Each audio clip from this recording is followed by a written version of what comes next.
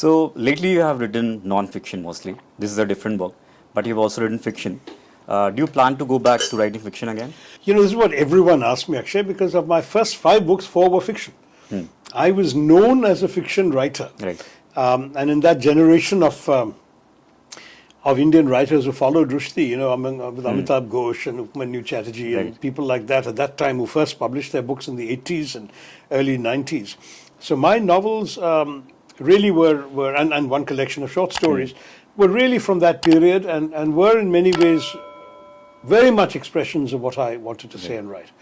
But my problem was I was not a full-time writer. I was working in those days at the UN in increasingly demanding responsibilities, which is why between my novel Show Business, which came out in 92, and my novel Riot in 2001, there was a 9-year gap because in between all that, I was doing, first of all, the Yugoslav Civil War that I was dealing with, and then there was the, David sort of persuaded me to write the book India from Midnight to the Millennium on the 50th anniversary of India's independence, which had its own place at that time in the thing. So that's why it was the one non-fiction book in the first 5. Yeah.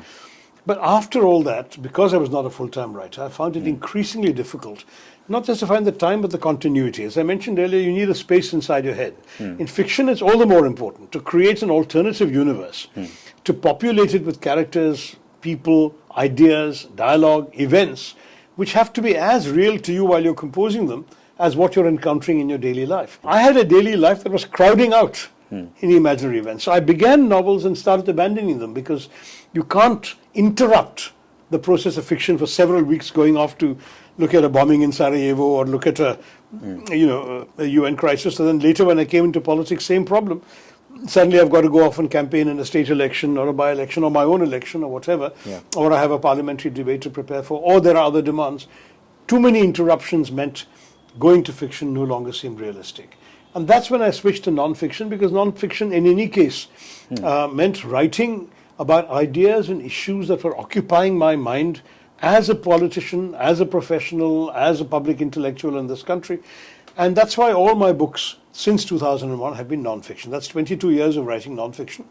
And of my 25 books, 21 therefore are non-fiction, which is, to many of my readers and fans, a great disappointment. Every time I publish a new book, I'll get some messages or emails or people asking me in audiences, when are you going to write fiction again? And I want to tell them I will.